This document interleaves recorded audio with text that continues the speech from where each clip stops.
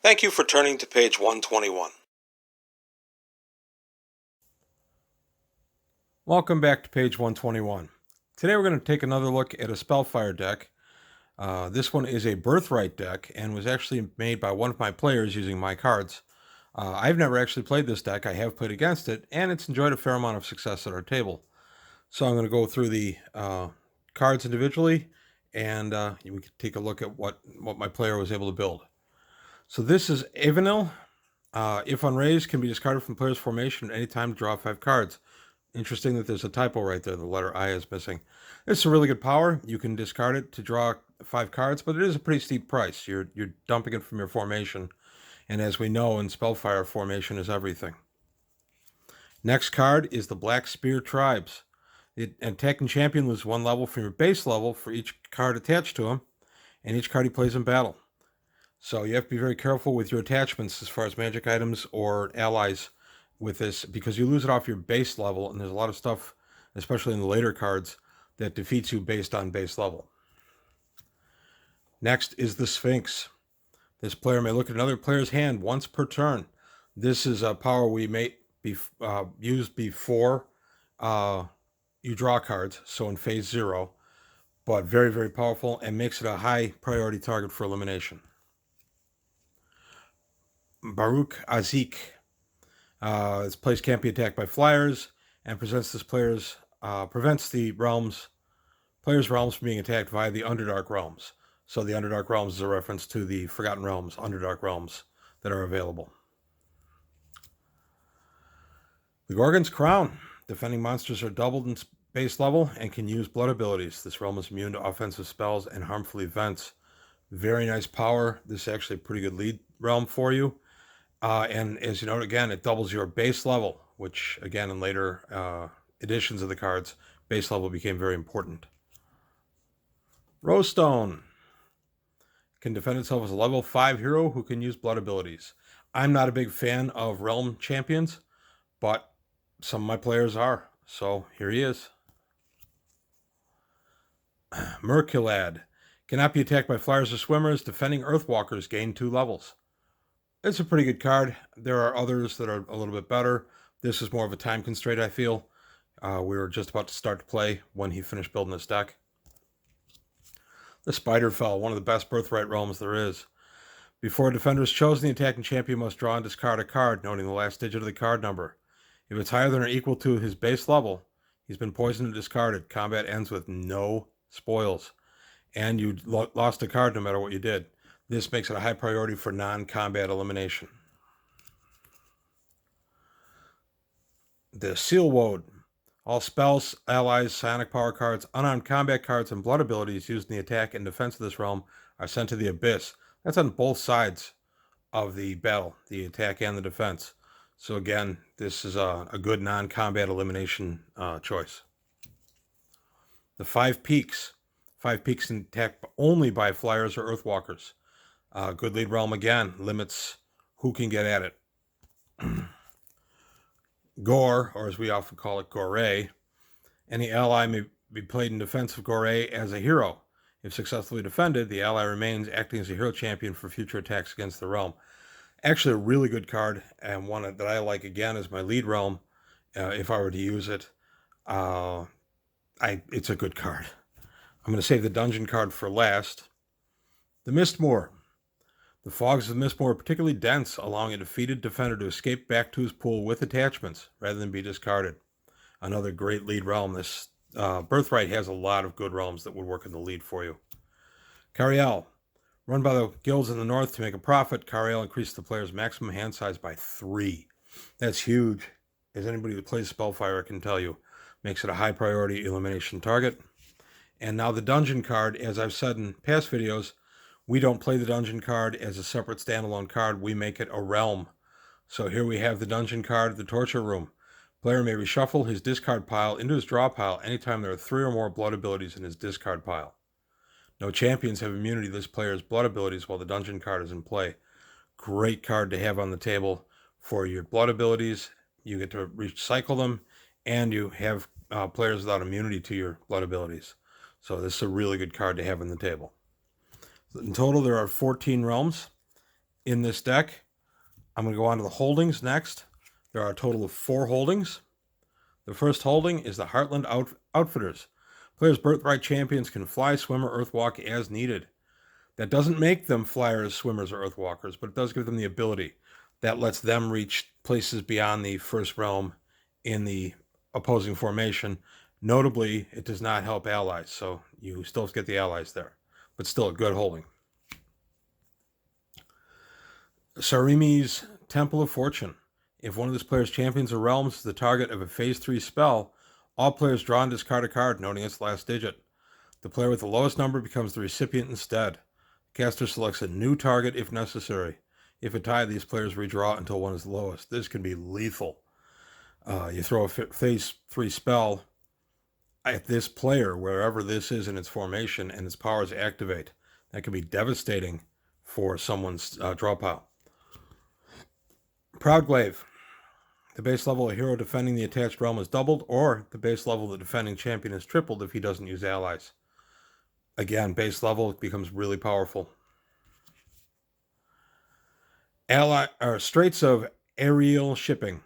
During a battle he's not involved in, and we play multiplayer games, the player can make an attacking champions and allies swimmers.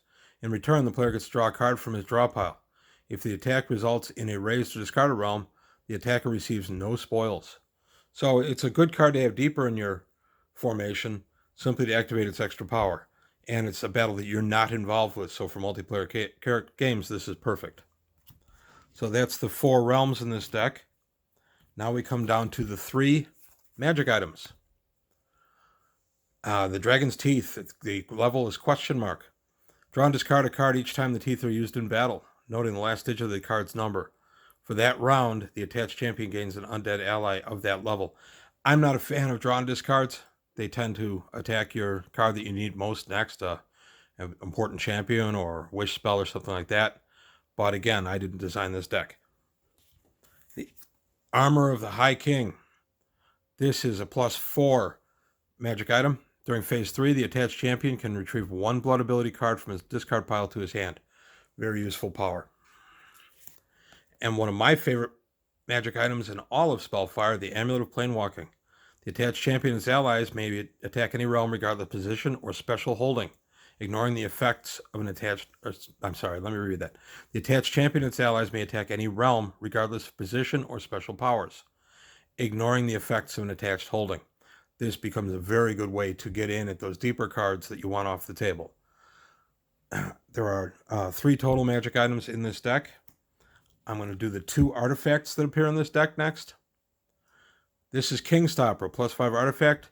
Protects the attached champion and all monsters in this player's pool from harmful events. That's in or out of combat events.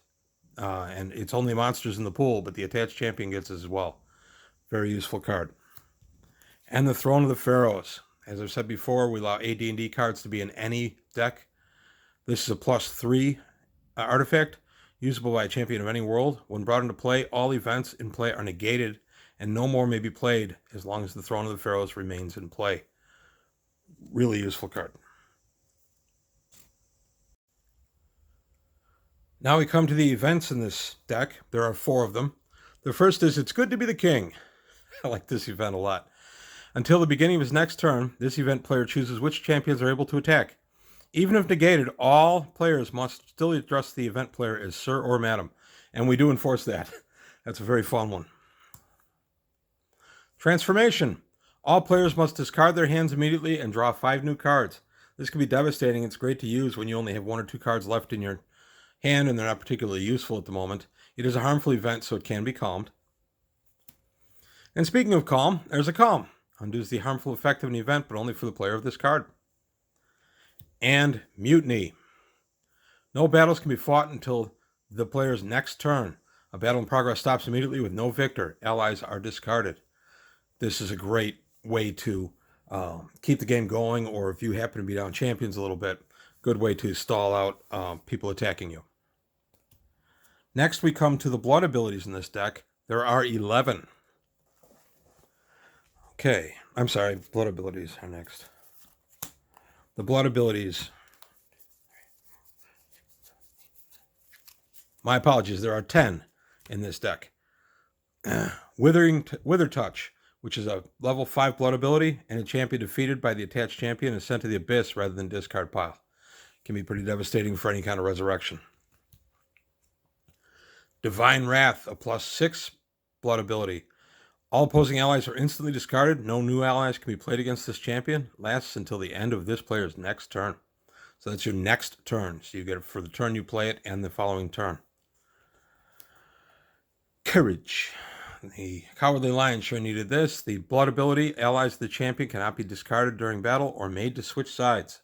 No icon bonus, but still useful. Blood Form, a +5 icon ability. Attached champion becomes a monster and is now considered an ensway, which is a type of creature in the Birthright setting. Lasts until the attached champion is discarded. This is Animal Affinity.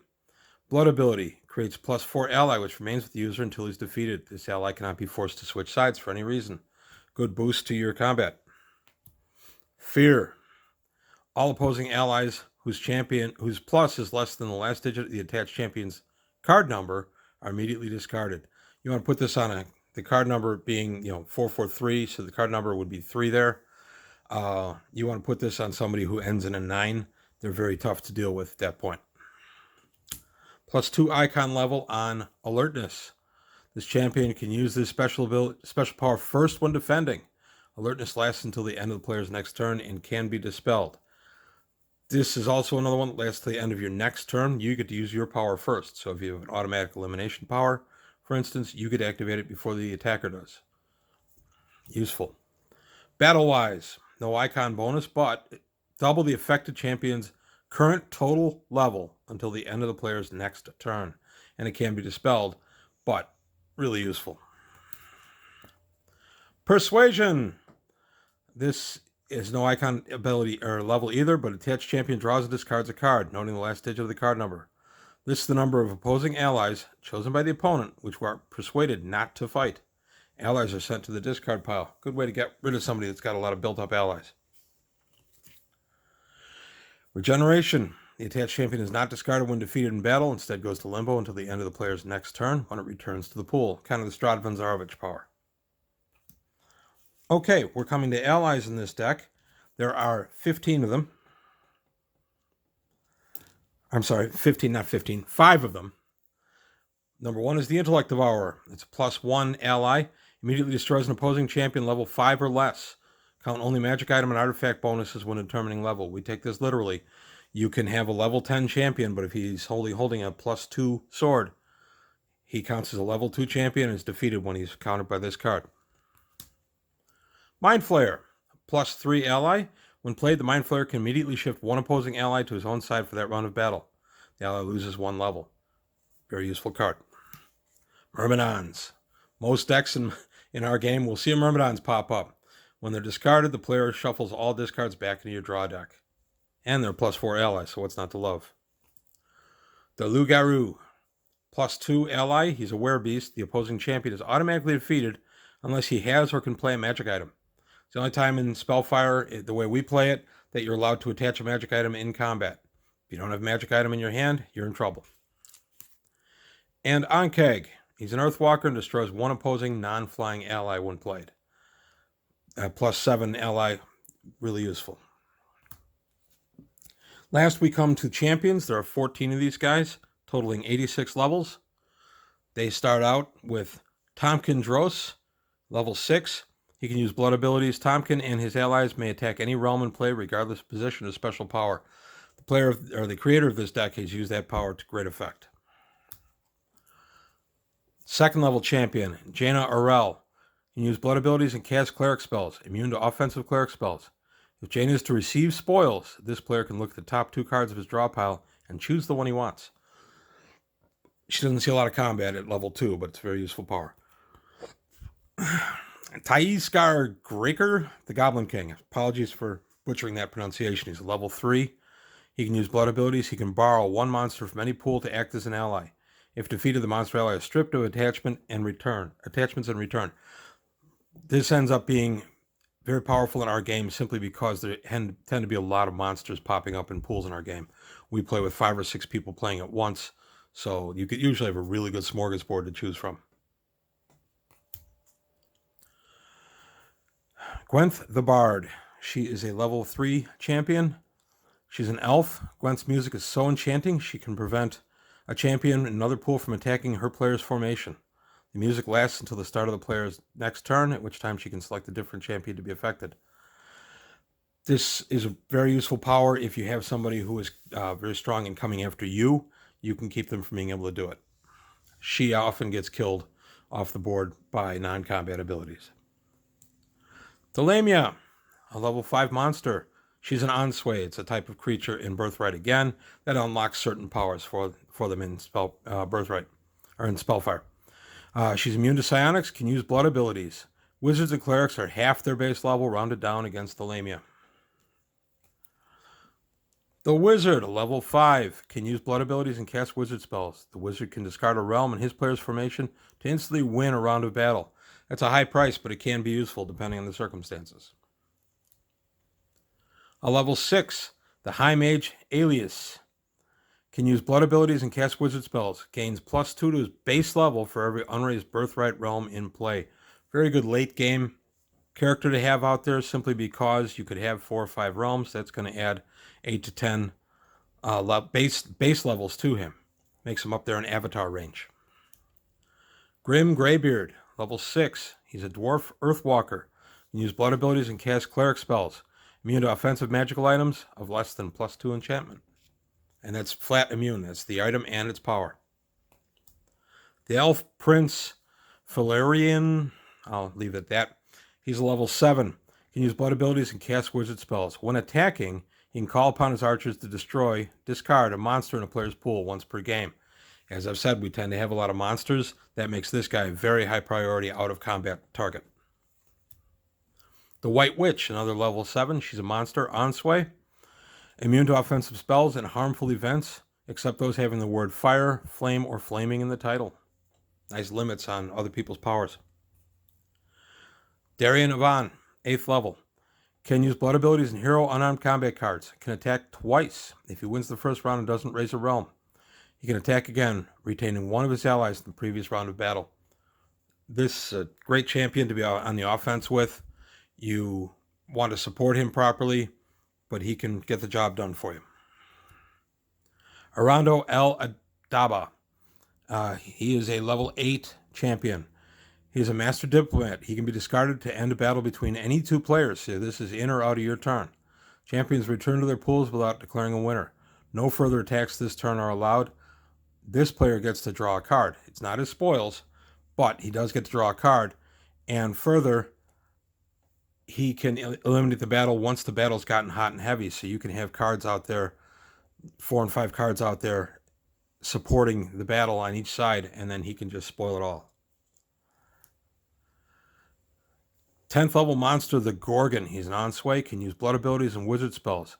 This creature is so horrible that no allies can be played against him, and he's immune to harmful events. Kind of like the Jib Neesmith card from the basic set. And the Noble Outlaw, a level 10 champion, can use blood abilities and hero unarmed combat cards once per turn. He can prevent a player from receiving a spoils of victory, giving it to a 3rd player instead. In a 2-player game, no one collects spoils. So again, a lot of cards in this deck that manipulate what you can do and can't do with other cards, and what other players can and can't do, winning or losing. Birthright is a very nice set. These are all actually cards that are from the basic D&D set or the expansions. There are no copies in here, and there are no extra edition cards. So this deck has been played by my player who built it to good effect. I do want to make 1 or 2 comments about, just in response to some comments I've gotten on past decks. I want to point out, we play strictly by the realm. So in other words, if it's a Birthright deck, all the realms have to be Birthright or AD&D in our game. In this case, I believe all of them are Birthright. Yes, they are. So adding in another realm from, say, Forgotten Realms or Dragonlance is not allowed with this deck. If you want Forgotten Realms or Dragonlance, cards, you have to build those decks. Also, we do the same with champions. The champions have to be from the same world or AD&D. We also don't play Rule of the Cosmos. I can be playing a Greyhawk deck, and one of the other players playing a Greyhawk deck, and I could put Ayus out, and he could also play Ayus. The full power is active unless there's some verbiage in the card like Young Strahd, where he can't come out if a regular Strahd is on the table. So I just wanted to address a couple of the comments I've had. I appreciate the comments. Keep them coming. If you like what you saw and you like me reviewing these Spellfire decks, please let me know, and I'll be happy to keep doing it. That's it for page 121 today. Please like and subscribe, and I'll see you next time. Well, that closes the book on another episode of page 121. Please leave your comments below, and if you enjoyed what you saw, go ahead and hit the like button and subscribe to the channel.